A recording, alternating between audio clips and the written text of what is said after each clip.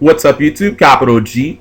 Going to do another episode of It's Broken. But before I talk about the card that I want to talk about today, I'm going to talk about more about the card that we discussed yesterday, Gaia Dragon Thunder Charger, and what it actually means to be broken. Because I saw so many comments disagreeing with me, saying this card isn't that powerful, and so on and so forth. And it's like people only have a singular definition of the word broken, and they think that it means to be overly powerful. Basically, if it's not Tour Guide, Dragonfly, Red As Metal Darkness, and it's not abusively powerful, they don't think that it's broken. And that's just 1000% incorrect. Like, being a powerful card is not the only criteria for being broken. And I want to talk more about that, because I think that there are multiple criterias that can define whether a card is broken or not. You don't just have to be a powerful card. I'll give you a prime example. Breaking game mechanics. Cards like Temple of the Kings and Machiori the Destructor. Those cards are not powerful by themselves, but they both allow you to play traps from the hand. That breaks the entire mechanic of playing traps, where you would first have to set them, then activate them, during your next turn or during your opponent's next turn. But those cards bypass the absolute mechanic of the trap card. Thus, I don't think that they're healthy cards. They're considered broken. Cards that kill or do irreparable damage to the game state. Cards like Fiber Jar and Cyber Jar, where once you flip them over, you erase things like board presence, advantage, anything that your opponent has worked up to the graveyard. Everything is basically erased except life points, especially Fiber Jar, which is extremely egregious. You know what I mean? Any advantage that a player has worked all game to get is completely erased with the flip of one jar. Cards that create near infinite loops and have FTK nature. Cards like Fishboard Blaster, and my personal favorite, because this is a card that's almost useless in maybe like 98% of situations, and only works in obscure decks and obscure situations. Butterfly Dagger Elma. Again, by itself, this card is useless. In fact, it only works in decks where you have like FTKs and stuff like that, because of the fact that you can use it an infinite amount of times. Makes it broken, though. None of these cards are overly powerful by themselves. They're not even that powerful of cards, but they do damage to the game, and they do damage to mechanics. When I look at Gaia Dragon Thunder Charger, first I look at the fact that it's costless. Does it cost you any resources or life points to summon this card, to overlay it on top of a Xyz? No. That's not good generally, because to make most Xyzs, you have to combine two monsters.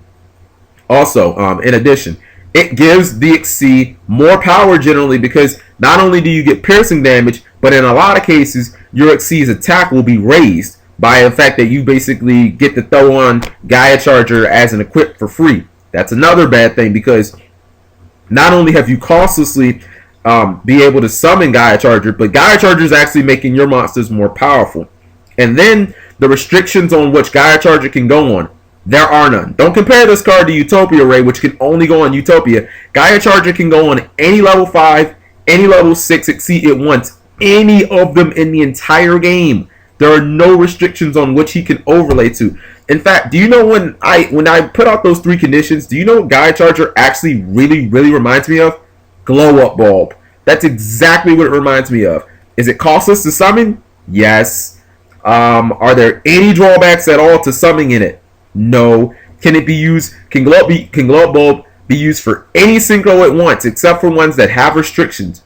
Yes. Like Glow Up Bulb and Gaia Charger, they're not the same exact card, but they pretty much are. Like they basically have all positives with absolutely no drawbacks. Glow Up Bulb puts you in an advantageous position, just like Gaia Charger, just existing. It's not a card where, okay, well, if I can't synchro with it, it's useless. Okay, well, I can enemy controller, take your opponent's monster. I can use it for a tribute summon. If I have another level 1 on the field, I can use it for an Xyz summon. I mean, where are the negatives for Glow Up Bulb? There weren't any. That's why the card got banned. Where are the negatives for Gaia Dragon Thunder Charger? There aren't any. That's the problem with the card. It's costless. It can be used on any Xyz, and it has absolutely no drawbacks. It's Glow Up Bulb. It's basically the same card. Okay. Today's card that I want to discuss, and I probably spent too much time talking about the previous cards, is One Day of Peace. One Day Apiece is a card that most people would consider to be not very powerful. But here's the reason why I do not think that this card is healthy for the game. I don't think the card should have been made at all. This is one of the ban list criteria straight from Kevin Toward. He said this, and I'm quoting him verbatim. He said, to restrict solitaire play decks, these are usually first turn combo decks where one duelist plays by themselves for 15 minutes, shuffling and summoning cards while their opponent twiddles his thumbs. That's what he said verbatim. Now think to yourself, what are the only type of decks that use One Day Apiece? Solitaire decks like Exodia, like Magical Explosion, like any other OTK, FTK deck that wants to add speed. These are the only type of decks. You never see One Day Apiece just being played in decks that need more speed, like Six Samurai, which is odd because it has the Six Samurai on it.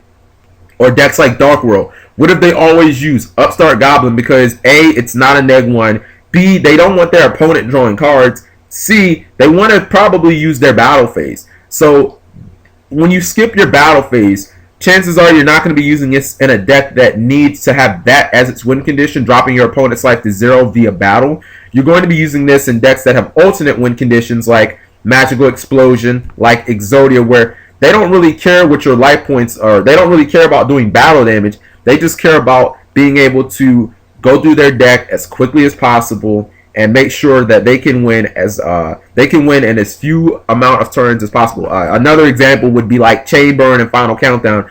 All of those decks max out on these copies or max out on this card because they don't care about the battle phase. They just want to win with their arterial win conditions. So I think that this card just being created was bad for Yu-Gi-Oh! And that's why I think it should be restricted to one. Like, it basically puts a pause button on the game for a turn.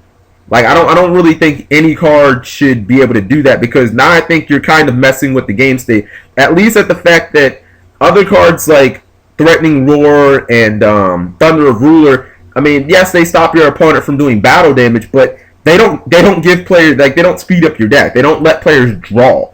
You know what I mean? So I think that too many things came together for this card to just be a whirlwind for stall decks and for stuff like Exodia, and I don't know. I just don't feel like it's a healthy card for the game, and it's really, really annoying. So let me know what you guys think about this card. Let me know what you guys think it should be at on the ban list. It shouldn't be banned. I think it should be restricted to one because they just gave FTK decks more consistency when they made this card.